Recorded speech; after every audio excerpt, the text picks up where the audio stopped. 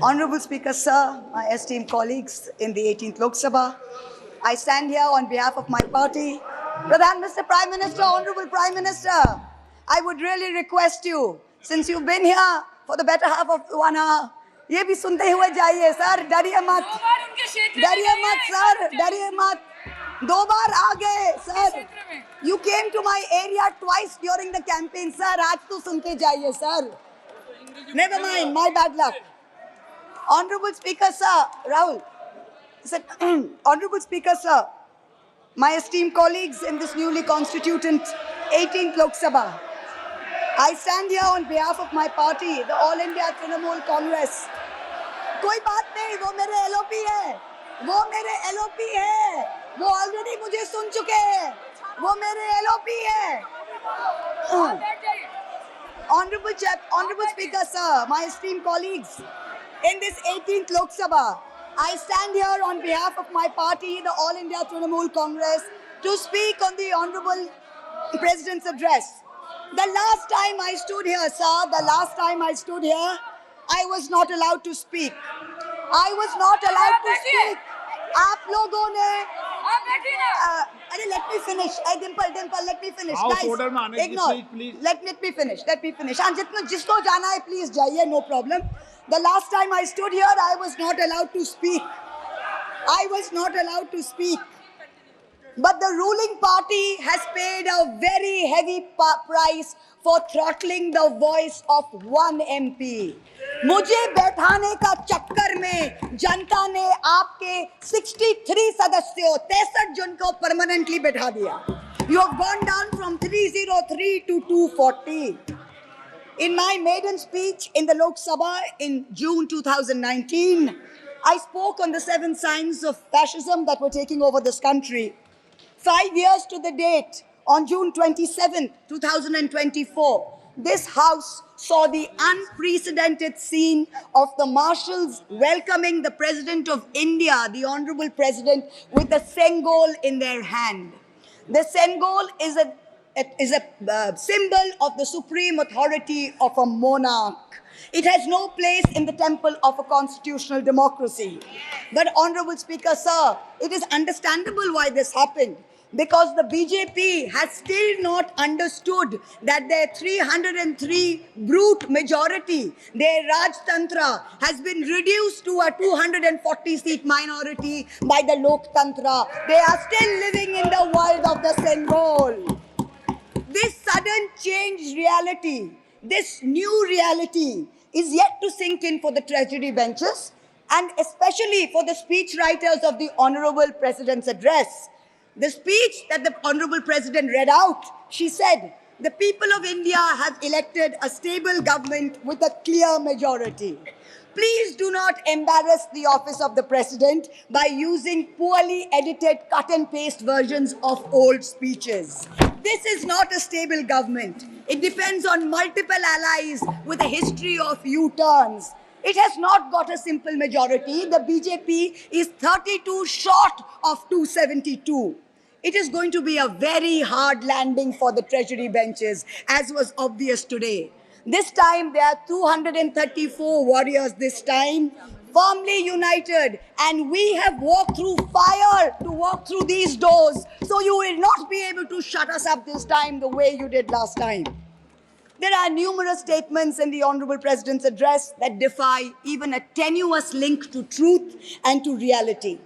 Like in my 2019 maiden speech when I spoke on 7 signs, today I have picked out 6 themes from the Honorable President's address, and I will analyze how each of them is an exercise in fallacy and exercise in untruth.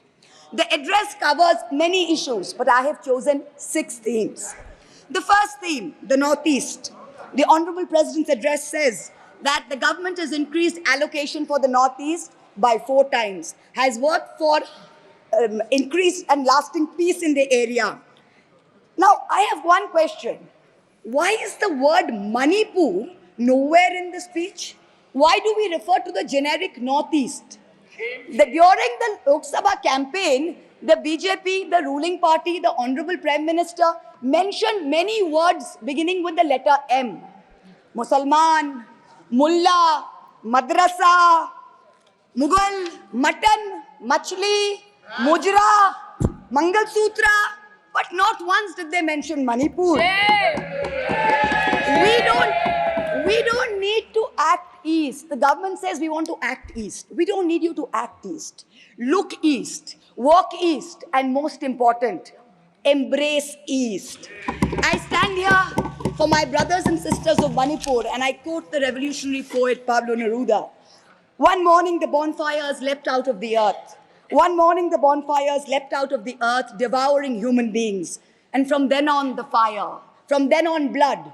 Come, see the blood on the streets. Come, see the blood in the streets. Please go to Manipur, see the blood in the streets. The second theme in the president's address, women empowerment. The speech says, women in our country had been demanding greater representation in the Lok Sabha and Vidhan Sabhas, and today they stand empowered by the Women's Reservation Act. This is a complete untruth. Firstly, you conveniently delayed reservation for women in parliament because you actually fear women. Yeah. You fear Nari Shakti. Yeah. You want their support, but you certainly don't want us here. The 17th Lok Sabha had 78 women, 14.3%. The 18th Lok Sabha, this Lok Sabha has only 74 women. Shame. 4 women less than last time, only 13.6%. The ruling party, the BJP, had called a special session to bring in the Women's Reservation Bill. They have got a shameful 30 women MPs out of 240, only 12.5%. It is only Mamata Banerjee's Trinamool Congress that in 2019 had 37%, and even this time has got 38%.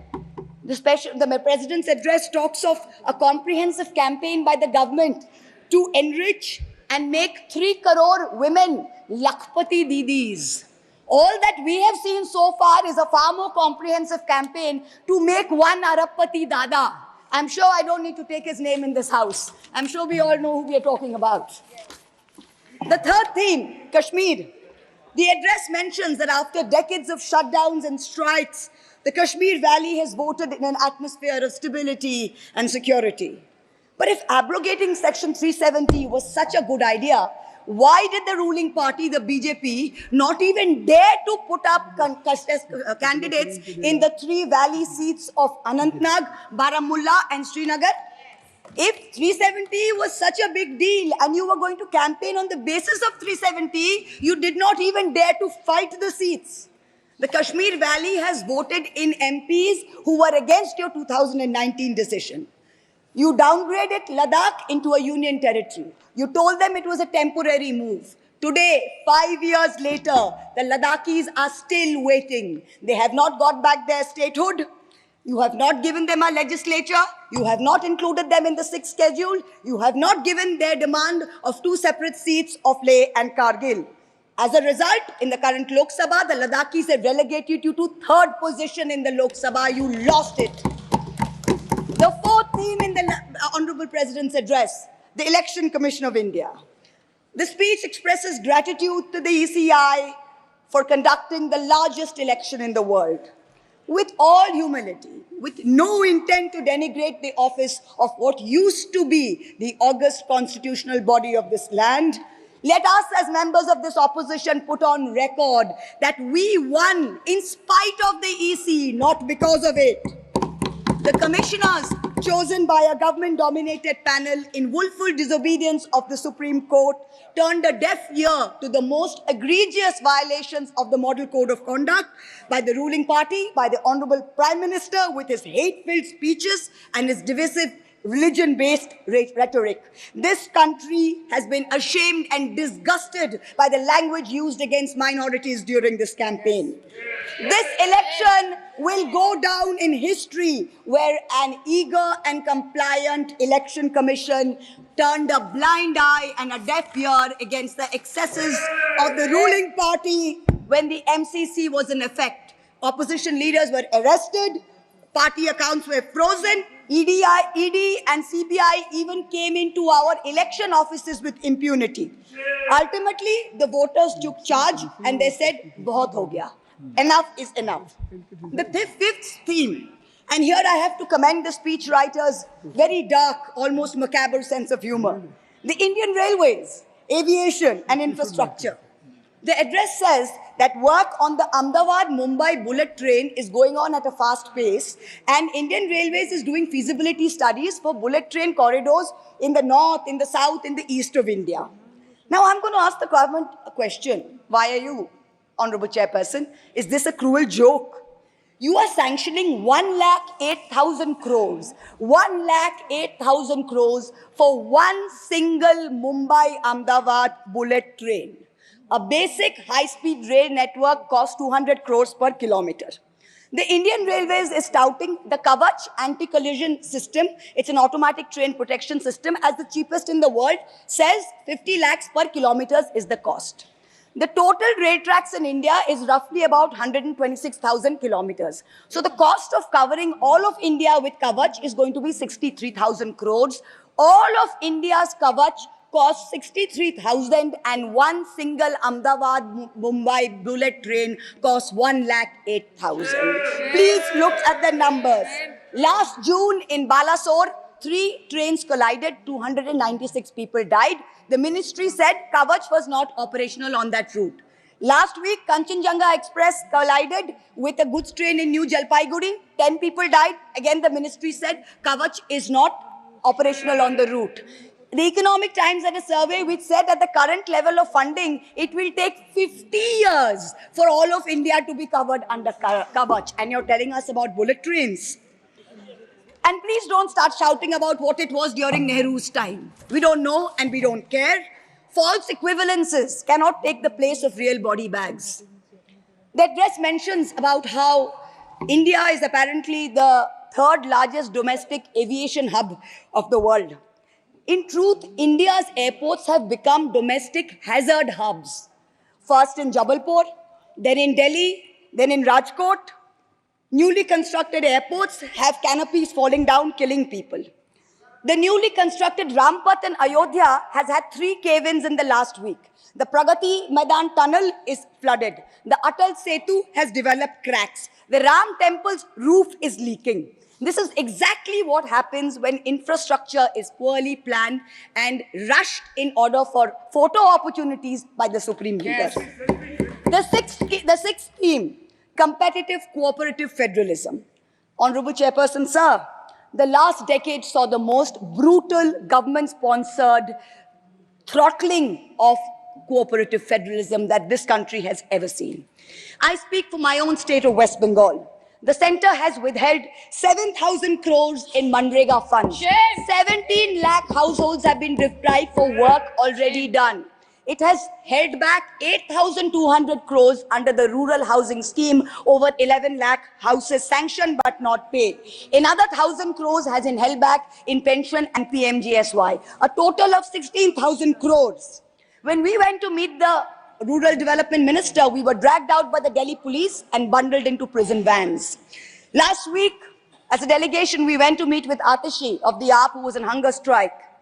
Look at what is happening in the AAP government in Delhi today. The Aam Aadmi is in power in Delhi. There was a 1994 water sharing agreement which mandated Haryana to release 613 million gallons of water per day to Delhi. Haryana is run by the BJP government, and they have reneged on this agreement. They are releasing 100 million gallons less per day, as a result of which 28 lakh people in Delhi are having to go without water per day. This government's competitive cooperative federalism seems to be an exercise in how to compete on how to choke opposition-run states. भैया हमको बैठाना आप पे बहुत भारी पड़ा, हमको मत बैठाइए, बहुत भारी पड़ा आप पे, बहुत भारी पड़ा. The government spent the past 5 years. Honorable member, kindly address to the chair. The government spent the first 5 years in almost perfecting an elected autocracy. And by the end of 2023, this government had reached the pinnacle of their arrogance, where this parliamentary democracy was replaced by a monstrous super cult, the cult of the supreme leader, the non-biological leader born of the Paramatma, who stood in this house and proclaimed, "Ab ke baar 400 par, and ek akela kitno pe bhari pada." This was the turning point. This was the turning point when the destiny of the ruling party changed. Whether in Greek mythology, whether in Indian mythology, if you act with arrogance towards the gods, you will be punished. We have 33,000 gods in India, but in our democracy, the most supreme of them is the Gana Devata, the Lord of the people, and they have punished you. You may have formed the government again, but yours is a Pyrrhic victory, a victory which inflicts such a devastating toll on the victor that it is tantamount to a defeat. In Bengal, the supreme leader started his Vijay Sankalp Yatra on March 1st in the constituency of Arambagh, then came to Krishnanagar, then came to Barasat, ended on May 29th in Calcutta. मेरे ऊपर तो विशेष कृपा की उन्होंने दो बार आए. The BJP lost all these seats. The Honorable Prime Minister did 23 campaign meetings in Bengal and lost in 20 seats. In Maharashtra, the Honorable Prime Minister campaigned in 18 seats. The NDA lost in 15 of them. एक अकेला कितनों पे भारी पड़ा. In Punjab, he campaigned in Hoshiarpur, in Jalandhar, in Patiala, in Gurdaspur. The BJP all lost all the 4 seats. एक अकेला कितनों पे भारी पड़ा. 3 states, Uttar Pradesh, Maharashtra and Bengal, account for 170 seats. That is exactly 1/3 of India. The BJP won in only 54 of them. Ek akela, kitna pe bhari pada. In 2019, the Prime Minister, the Honorable Prime Minister, had taunted the now leader of the opposition by saying that he must have used a microscope to find that one single seat in India where the minority were in majority. Honorable Chairperson, sir, it is so ironic that today the majority needed no microscope to turn the BJP into a minority. जहाँ भी majority है, वहीं आप ही minority बन गए. आप तो घुस-घुस के मारने वाले थे ना, इस बार तो जनता ने घुस-घुस के मार दिया. The treasury benches have always claimed that the opposition lacked in hard work and in merit. We are all part of a Parivarvad. We are dynasts. Whereas they are proud to be part of a meritocracy. They are proud to be part of a Modi ka parivar. How ironic is it today that 20 ministers in the union cabinet are dynasts? How ironic is it that the Honorable Prime Minister has to take to social media himself to tell people that no, it is not Modi ka parivar, it is NDA, the Nitish Naidu Dependent Alliance. In January, the Honorable Prime Minister consecrated the unfinished Ram temple in Ayodhya. He said he was tasked with the divine duty of bringing Ram Lalla home. The Ram Mandir was going to ensure that not only would the BJP cross 400 seats, but that this government would last 1,000 years. The last time in history that we heard of a 1,000-year vision was during the Third Reich. This was the second time that we've heard of it. But then ultimately, Lord Ram said, stop, not in my name. Oti dorpe hoto Lanka. Too much arrogance, too much pride caused you to lose the kingdom of Lanka. The BJP lost in Ayodhya, Faizabad, where the temple is. It lost in Banda Chitrakoot, where Lord Ram meditated. It lost in Shravasti, where the son of the Honorable Prime Minister's ex-secretary said, my father has built the temple, campaigned in his name, you lost there. All the seats around Ayodhya, Basti, Sultanpur, Ambedkar Nagar, the BJP lost. ये तुम लोगों के नाम जपो में पहले सा आराम नहीं. ये तुम लोगों के नाम जपो में पहले सा आराम नहीं. जबरदस्ती के जय श्री राम में सब कुछ है पर राम नहीं. जबरदस्ती के जय श्री राम में सब कुछ है पर राम नहीं. Today in India, there are 2 types of leaders. Those of us who come via the voting machine, and then there are many who come via the washing machine. There are still people who say, wait, you don't know Modi ji. Wait 6 months and see. The BJP will get 300 members. To them I say, no, this will not happen this time. Because every potential turncoat will have to choose between temporary greed of fear and between permanently becoming politically irrelevant. So you can offer you can accept a temporary offer of a ministry. You can accept a temporary settlement of an existing trumped up CBI or ED case, and you can switch parties. But when you go back to the electorate will punish you. Most turncoats have been punished by the electorate.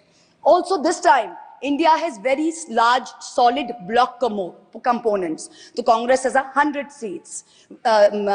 SP has 37 seats. Trinamool has 29 seats. DMK has 22 seats. NCP and UPTA have 17 seats. So this is not a ragtag bunch of members that you can lure away. This is a solid bloc. So yes, it's a question of time. But the question is not whether they will get 300. The question is when people will join us and we will cross 272. The ruling party's politics have always been along the lines of religious hate and ethnic divisiveness. But even at the height of their power, when they got 303 seats, 1 out of 2 Hindus had not voted for the BJP. This time, even in their core Hindi heartland, their core voters have deserted them. The Muslims in India, over 250 of them, called infiltrators, called terrorists in the land of their birth, waited silently, patiently, and bided their time. And in one voice during this election, in every state, they stood up and they told the government, and I quote the poet Puneet Sharma, "Hindustan se mera seedha rishta hai. तुम कौन हो बे? तुम कौन हो बे? क्यों बतलाऊं तुमको कितना गहरा है?" The Dalits, whom the BJP paid lip service to for so many years, realized that even the talk of 400 seats meant that Baba Sahib Ambedkar's constitution was in danger, and they deserted the party. The Marathas, whom the BJP coalition had tried so desperately to woo, realized that their promises were worth nothing. The BJP and its allies lost 7 out of 8 seats in Marathwad. The Jats, the careers of their youth at risk with this ill-conceived Agniveer scheme, their farming livelihoods threatened, their female wrestlers manhandled. They vented their ire at the ballot box. Ultimately, it was the BJP's policies of exclusion, not inclusion. You wanted to exclude everybody, and that was your undoing. You didn't need Muslims. You trampled on Dalits. You ignored farmers. You ignored Jats. You marginalized Kashmiris. Well, they consolidated their voice during this election pan-India, and today they don't do. That's the message they've given you during this election. ये देश ही अपना हासिल है जहां राम प्रसाद भी बिस्मिल है. मिट्टी को कैसे बांटोगे? सबका ही खून तो शामिल है. That's what they said. You can't divide us. You can't do it anymore. This new India, this new frame of reference is going to be very hard for a lot of interest groups. Perhaps the first casualty is the legacy media. The Godi media was its own worst victim. The brown-nosing TV anchors and online trolls lied, spread fake information, amplified the government's propaganda. So-called psephologists who actually had printing contracts from the government of India were on TV 24/7 acting like the election was a done deal. There was no need for voting. The BJP had already won. Media moguls organized conclaves where they prostrated themselves before the Vishwa Guru. Anchors used staged interviews and set up scripts. In short, the media had lost all credibility. So when you asked the people during surveys which way they voted, they didn't trust you and they didn't tell you the truth, which is why you got it wrong. Ram Kamal Jha, the editor of the Indian Express, remarked that some media owners were so comfortable on their knees that it hurts to stand up. To them we say, please stay where you are. There is a new generation of journalists in India today with spine, with integrity, and with courage. A media you have done your best to silence with fake cases and attempts and censorship, but they have survived and they will thrive in the digital space. I will also touch upon another pillar in our democracy, the judiciary. 2 days ago, the Honorable Chief Justice of India, while on a visit to Calcutta, remarked that judges were not deities. They are here to dispense justice with compassion. Just as one can't be partly pregnant, you either are or you're not. Justice and democracy too must be absolute. They cannot partly be in effect. The retirement age for High Court justices is 62, and the retirement age for Supreme Court judges is 65. Now, this has unfortunately contributed to High Court judges kowtowing to the Supreme Court Collegium and to the government for a last-minute elevation to be able to serve for 3 more years and then qualify for further sinecures, such as the head of the Lokpal, the head of the National Human Rights Commission, chairman of various tribunals. It has come to such a state that opposition leaders framed in politically motivated cases are denied in bail and denied justice simply because judges are even scared to touch their case for fear of offending the government.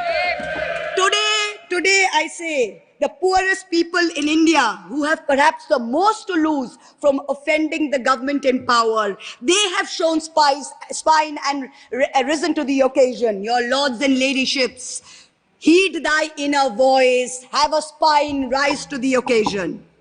7 months ago, on the 8th of December, this house was transformed into a Kuru Sabha, presided over by a blind Dhritarashtra, where Dushashan Darbaris made every attempt to disrobe Draupadi.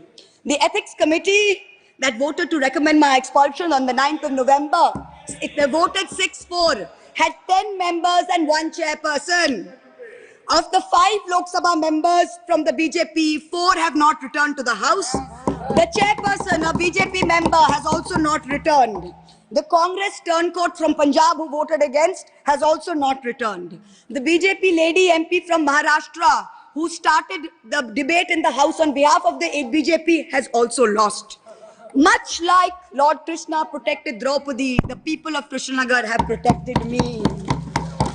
In the last year, a lot of people look at me and say, oh, Mahua, you must have lost a lot.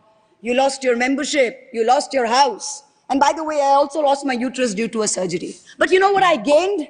I gained what Rahulji said, the freedom from fear. I do not fear you. I will see the end of you. We will see the end of you. Your ED, your CBI, your income tax, your trolls, your media, your bought out judges, nobody can scare us.